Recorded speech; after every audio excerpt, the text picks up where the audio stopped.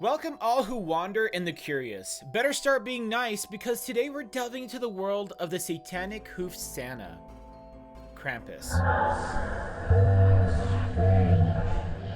Ah, Christmas. The season of joy, generosity, and the constant fear of getting cold in your stockings. But let's not kid ourselves. You see, for every jolly man in a red suit, there's an evil counterpart lurking in the shadows. And no, I'm not talking about that one cousin who eats all the cookies. It's the Yuletide nightmare, the demonic counterpart to Santa Claus himself. While St. Nick is busy checking his list and checking it twice, Krampus is checking if you've been more naughty than nice. In the Alpine region, particularly Styria, they celebrate St. Nicholas Eve on the 5th of December with a performance known as the Nikolaspiel. So here's the scene. St. Nicholas, all decked out in his splendid robes, giving out gifts to the good kids. But wait, who's that looming in the shadows? None other than our boy Krampus. And get this, if you're on Krampus naughty list, you might find yourself taking an unexpected dip in the wooden tub. Yeah, forget the coal. These kids are getting a one-way ticket to the nearest body of water. Now, the Krampus is known by many names. Bate, Nikolabatel, Wubatel, and sometimes Klabauf.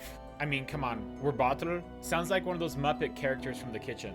But regardless of the name, there's little doubt about his true identity. In no other form is this full regalia of the horned god of the witches so well preserved. The birch twigs, apart from their phallic significance, may have a connection with the initiation rites of a certain witch covens. You know, binding and scourging as a form of mock death. Those chains could have been introduced in the Christian attempt to bind the devil. Or maybe they're just leftovers from the pagan initiation party. Yeah, who knows.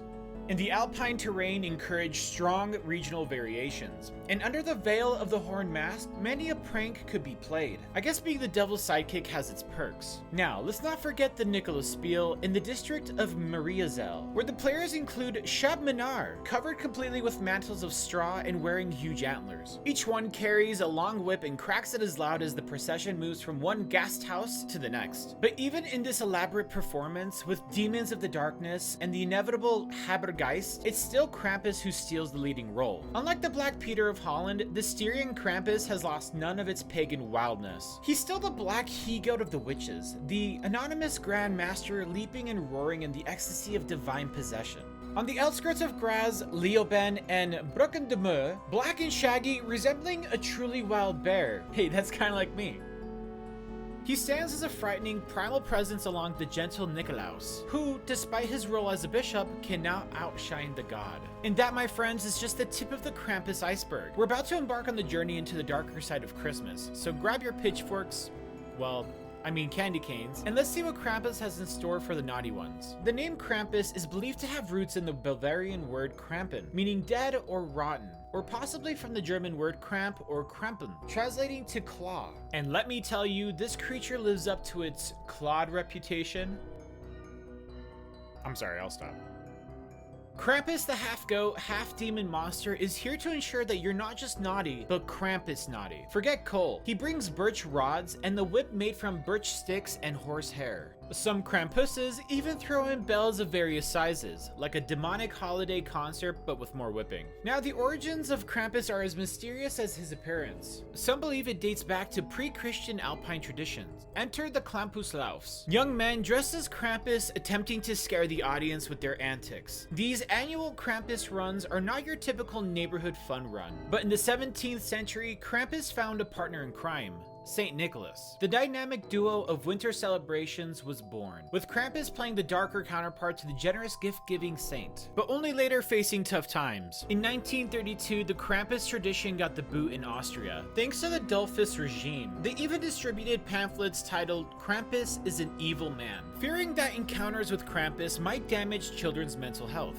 Yeah, man, talk about a buzzkill. Fast forward to the 1950s, and Krampus starts making a comeback. The Austrian government's attempt to keep him in the shadows failed miserably. The Krampus tradition was revived, and by the end of the century, he was back to his mischievous ways. Today, the Krampus tradition is alive and well, not just in Austria, but also in Bavaria and beyond. In 2019, rowdy Krampuses even caused a ruckus in Austrian towns. Naughty or nice, these guys know how to party.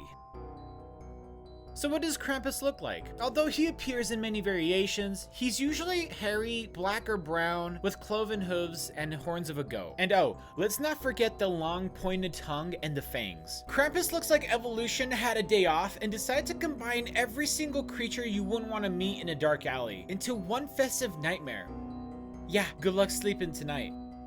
But Krampus isn't just about appearances, it's about the performance. On Krampusnacht, or Krampus Night, which takes place on the preceding evening of December 5th, he wanders the streets with St. Nicholas, visiting homes and businesses. While St. Nicholas concerns himself with the good children, Krampus takes charge of the bad ones. While St. Nick is giving gifts, Krampus is all about the coal and the birch rod. It's a night of yin-yang holiday spirit. But the Krampus tradition has evolved over time. Back in the day, he would deliver gold painted bundles of birch sticks to children. These weren't just for show, they served as a reminder to behave. A bit like a thorny elf on the shelf. But the Krampus story didn't just stay with the Alpine borders. It had spread its hairy influence across Europe, with Krampus featuring on holiday greeting cards since the 19th century. Now let's talk about the Krampuslauf, or Krampus Run. Picture this. Young men don the terrifying Krampus costumes, complete with horns, fur, and fangs. Armed with chains and birch twigs, they hit the streets creating a chaotic spectacle. These Krampus runs aren't just about scaring the locals. They're a way of maintaining a centuries-old tradition, a dance between the supernatural and the mundane. And trust me, if you find yourself in the middle of a Krampus run, you'll understand why people have been both terrified and fascinated by this spectacle for centuries.